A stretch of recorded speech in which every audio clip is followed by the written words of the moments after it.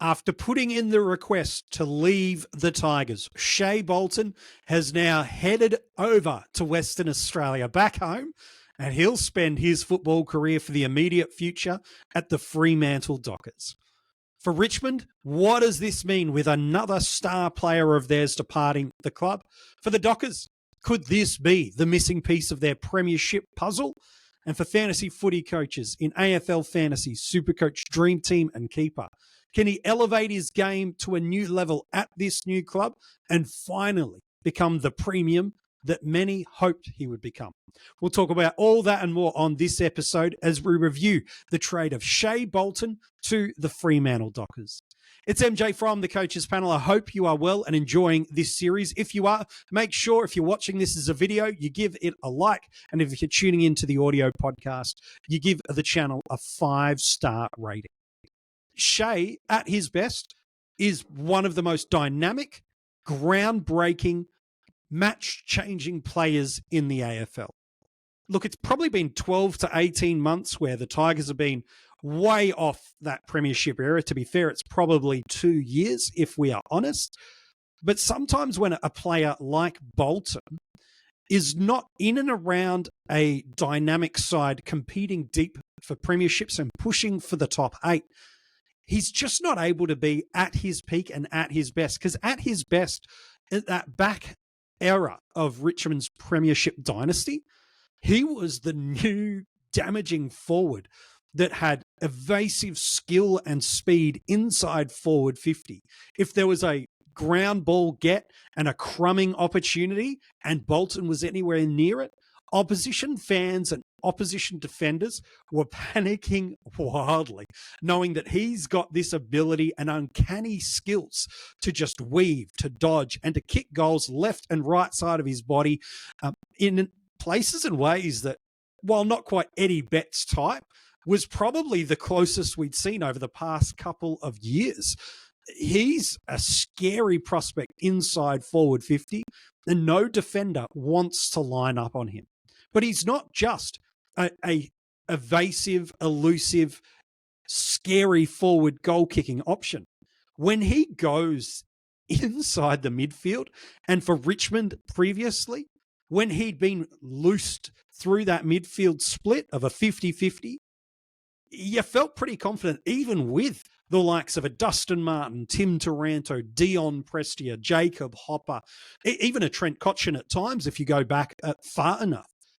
Bolton felt like the one that you were most concerned that if he won that touch from clearance, it could turn into a goal-scoring opportunity for Richmond, arguably ahead of any single one of those other really strong midfield options. And so Bolton is a scary unicorn in many regards because he, when he's in the midfield, offers speed, skill, and a dynamic X factor that not too many players in the AFL have. While you throw him forward, man, if that ball hits the ground, you don't want it being anywhere near him unless you're supporting or owning him in fantasy football, because he can create, score, and set up goals from almost anywhere inside that forward 50. And I think that's why Fremantle have given up a fair bit of draft capital, to be fair, but why they are so happy to get him. Because when you look at how I think they're going to play him, I think it's probably similar to that sort of 50-50 split, maybe 60% forward at probable peak that we've seen Richmond play. Their forward line, while unheralded by name, actually got some really handy weapons through there. The emergence of Josh Tracy is one of the reasons why they've been able to pursue Bolton, because they were actually rumored to be 12 months ago building this war chest of draft assets to be able to go after a Logan McDonald. But with Tracy emerging as that key young forward to sit alongside a Jai Amos, well, the need for a third tall of any sort of asset, let alone a financial requirement, it just wasn't there. And so for Fremantle, one of the key things they are lacking, and part of it's because of an aging Michael Walters, is they do need something below 6 foot that can create speed, defensive pressure, can be an absolute headache for opposition coaches, defenders, and fans, and can score goals and give them multiple avenues to impact the scoreboard. And Bolton does that inside forward 50. Additionally, what he does is he adds another dynamic to an already strong midfield unit with Brayshaw, Young, and Sarong. Where he fills these guys out is he adds a level of X factor and dynamic play that none of those three really have. They're all very, very, very good midfielders, but none of them, and they really don't have Fremantle, a midfielder that up until this trade could sit into that midfield unit and add a level of panic and dynamic X factor that he does. So they've now got this player that can be deployed and will be deployed across both these positions and add something unique to their team builder. Their talls are set. Amos, Tracy, Jackson up forward. Now they've got the dynamic small forward that can break open a game.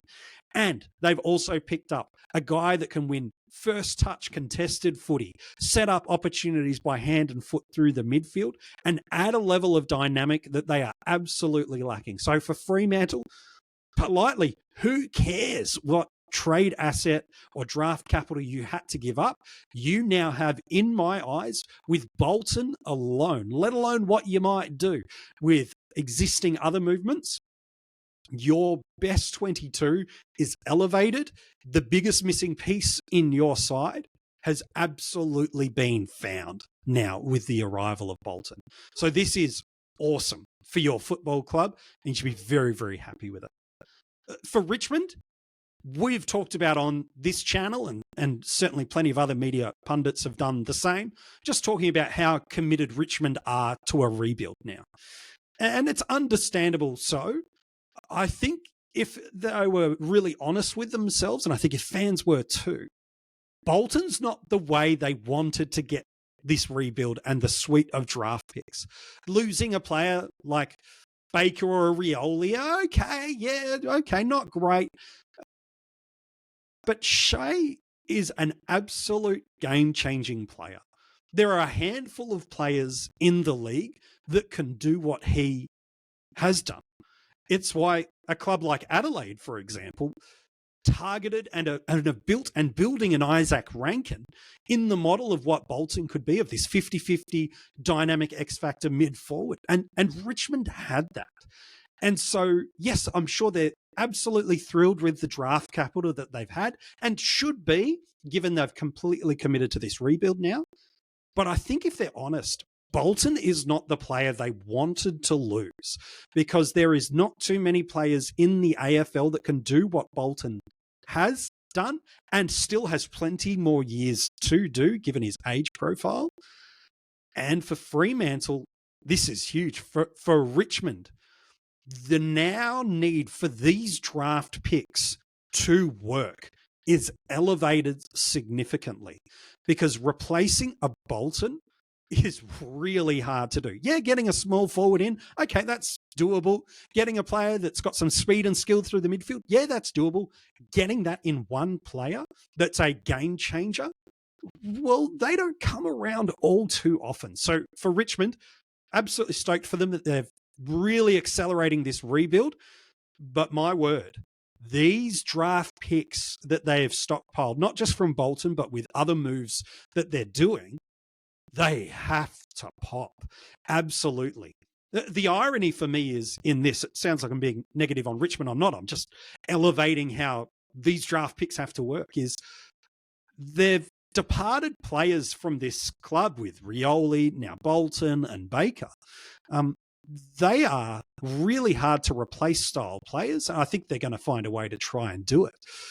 But you throw these three, as well as the retirements of Martin and Grimes, that is a lot of talent and a lot of best 22 and a lot of, in some of these cases, top 5, top 10 on their list out the door that are now being replicated by draft picks. And so that's what they're hoping for now, is this new wave of Tigers, albeit in a very strong forecasted draft, have to take these opportunities. I don't think that there's a Bolton type in this draft.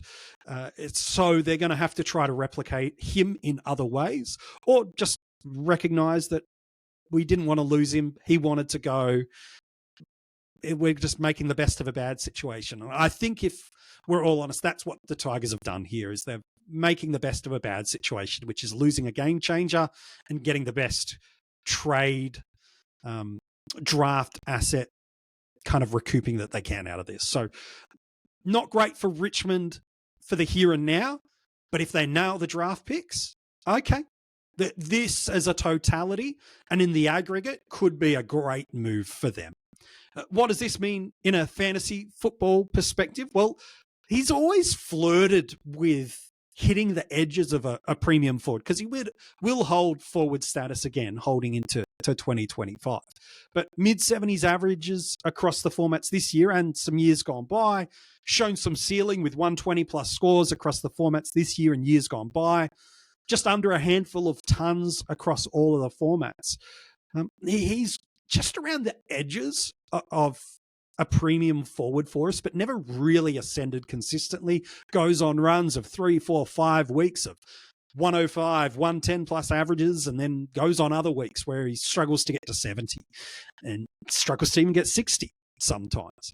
So from a classic or a salary cap perspective, I just don't feel like you really want to ride that Bolton roller coaster. Now, I think he'll be better because he's in a more competitive side in Fremantle than Richmond that have got a better midfield unit than what Richmond have had over the last year or two. And so he should get better service. There's a better quality total of tools and just overall team structure around it. So yes, he should be better. But can he push 90, which is really what he needs to do to make him classic relevant as an average? I don't know if he can do that. Without seeing that for a period of time, which for me makes him classic hard to have trust in. He's not going to be a full-time mid. He's not going to be a full-time forward. He's going to be a split of both, and he'll need goals in those games he's forward to get him towards 90, and he'll need still 20-odd touches to get him in that ballpark. So to me, classic, I'm not too sure if I really want a piece of him. Draft, we know he's going to get picked up at a pretty good rate. I think he should be selected a little bit earlier than what his average would indicate. He's got pretty good durability. Over the past 3 or 4 years, he's played 20-plus games every single year. So that's a big tick in draft. One of the hardest things to navigate on a draft team is when you pick a player that you think could be in and around your F2, F3 spots and then just not be available because they don't have a consistent role or they don't have consistency of durability. Well, Bolton's got both of those things for coaches. So there'll be some roller coaster peaks and troughs here where you'll pop the 120, 130 some weeks, and I still think he'll find ways to give you at 60 and really hurt you. But as an overall average, I think him pushing or maybe even slightly getting over that 80 probably could be the ceiling of what we expect for Bolton, which again makes him still someone you're absolutely picking up on draft day and somebody that you are happy to own, but you're just going to, for every game he wins you in a head-to-head, he probably costs you in a loss as well. Bolton is a fantastic game changer in a football sense, and Fremantle should be thrilled. For Richmond, these draft picks, they better pop. Otherwise, losing a player of his skill set is really going to hurt. For fantasy, you're not touching him in any format. In classic, for mine, just yet as a starter, maybe he's an upgrade watch list guy. And in drafts, yeah, a handy enough option that I think has got a handful of points per game of upside, given he's now sitting into a stronger side. But do you agree or disagree on my take about Bolton and what it means in 2025 and beyond? If you're watching this in YouTube or listening to an audio podcast on Spotify, you could comment and let me know what you think about Bolton's improved potential output will be in 2025. If you haven't liked this video yet, make sure you do. If you're listening as an audio podcast, if you haven't given the Coaches Panel a 5-star rating, today is your lucky day, my friend, where you can tick that off your bucket list. In the description of this episode is all the details where you can get in touch with us across social media, Facebook, X, Instagram, TikTok, where you can get your hands on some brand new Coaches Panel merch and become part of our Patreon. Every single week throughout October and November, our Patreons are receiving an exclusive episode where they are getting Kane and myself dropping our top 50 keeper ranks, talking through who we believe are the most valuable keeper assets to get in a keeper league right now. You can go and get that audio podcast. New episodes dropping every single week throughout the off season. If you want to get access to that and anything else I've just mentioned, the details are in the description of this episode. Hey, thanks so much for tuning in. We hope you've enjoyed this episode and given you something to think about heading into 2025's fantasy footy season. If you haven't caught up on the other episodes yet, make sure you do so. They are available wherever you're watching or listening to this episode. We can't wait to be back chatting with you again, though, real soon about another player movement for the 2024 trade and free agency period.